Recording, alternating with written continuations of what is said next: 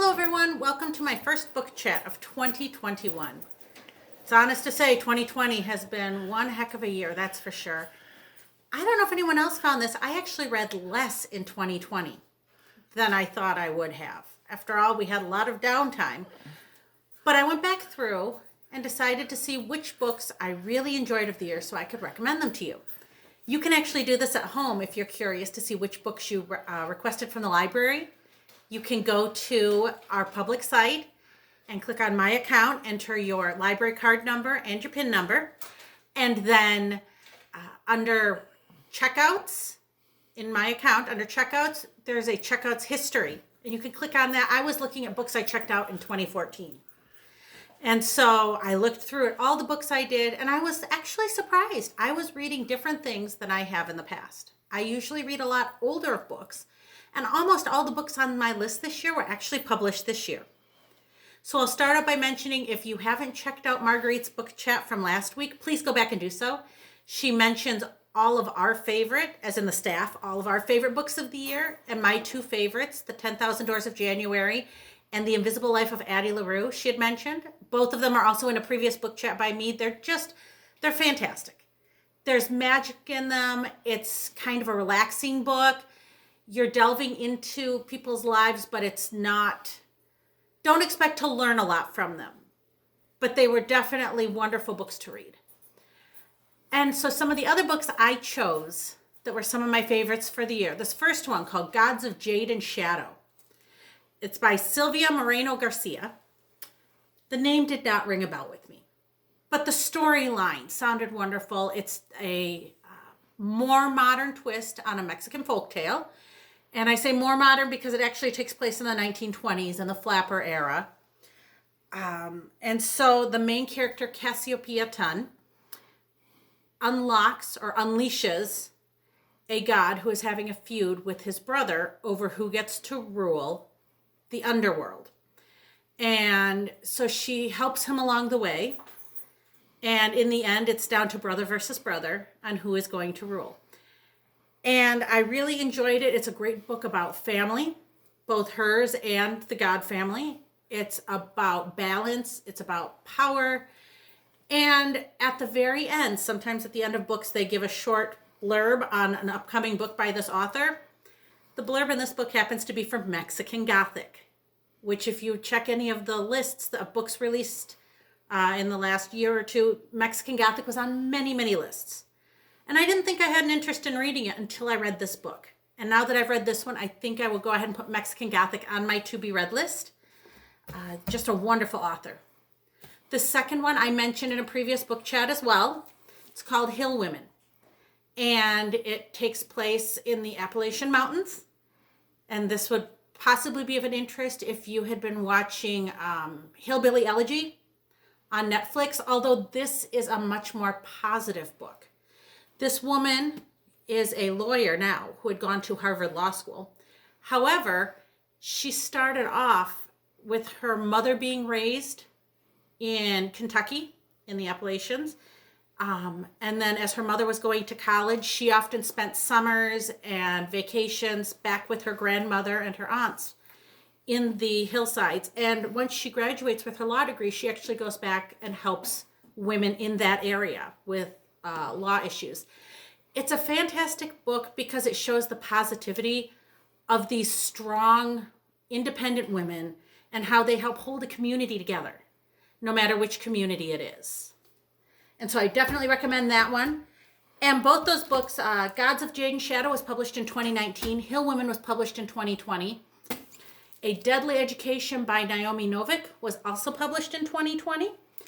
And it is a sci-fi or a fantasy book, and I think it might even be young adult in some collections because it takes place in a school. It's called the Scholomance, and it's a magical school. This book was a little bit harder for me to get into just because the author employs the style of creating an entire new world, and you are submerged in it from the beginning. So it's not an explaining what this creature is or what this power that they draw on is. You're just submersed in it and you learn it as you read it. And I kind of like that because it doesn't require you to stop and learn all of it. You just are immersed, and as you go along, this book definitely will be part of a series, because this is, I believe they are in their 6th year of a 7-year school, and there are monsters that are trying to kill them. The school itself is trying to kill them. And so I'm really looking forward to the series. And as I said, the character's mother, they don't have much contact with the outside world, but the character's mother, the main character is Galadriel, sends a message to her daughter, and the very last lines are, "Whatever you do, stay away from Orion." Orion is her enemy through most of the book, and they end up being very close towards the end. So this stay away from him definitely implies that there's going to be a sequel to it, and I can't wait. This 4th book was published also in 2020, I believe towards the end of 2020, called The Thursday Murder Club. I love a good cozy, and this one is fairly cozy. It takes place in England in a retirement village, a luxury retirement village.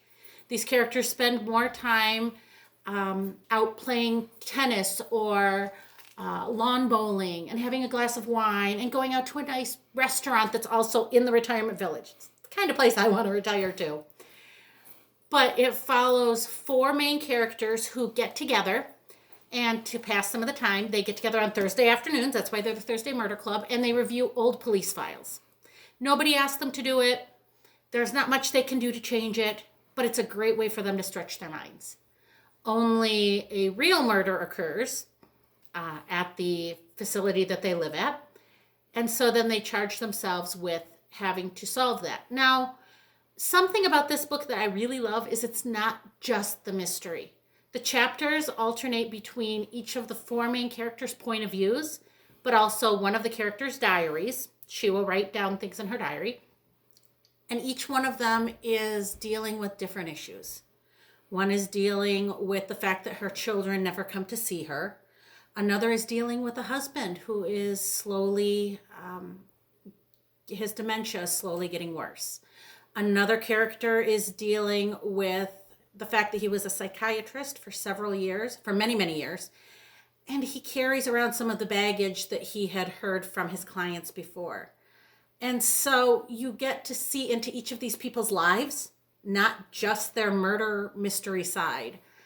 And you become very attached to each of the characters. And as I had said with the last one, I feel fairly certain there's going to be a sequel, because the last line in this book is talking of Elizabeth. She rang me earlier to tell me that someone had slid a very interesting note under her door. She wouldn't say what it was, but she said she'd have to pay someone a little visit, and then she could tell me. That sounds very much to me like there's going to be a sequel to it, and I cannot wait to read it and hear more about their lives. And then the one book I wanted to recommend, it was a reread. It's complete fluff to me. I absolutely love Gail Carriger. She writes steampunk. I didn't think I would be a steampunk fan. For those of you that don't know, steampunk is written usually in a Victorian era of England. And they use steam, mechanicals. In this one, for example, Sophronia is the main character, and she goes to a finishing school for spies, and it's on a dirigible, or basically a blimp, so it is constantly moving. And their servants are mechanical, not robots quite as what we'd think of them as today, but robots all the same. And it really is a different type of world. But I really enjoyed it, and her snarkiness, because she is a very snarky character, and the friends that she makes. I just think that this is a great series. This is a 4-book series, and it's a lot of fun. There are werewolves in it, and there are vampires in it, but they're supporting characters, and they really fit into the theme of the story. So I would recommend this if you're looking for something just light and fun. And so those are some of my recommendations for books that I enjoyed last year. I'd love to hear anything that you've enjoyed. So if you want to send us an email or drop us a line on our Instagram or Facebook, we'd appreciate it. Have a wonderful year, everyone.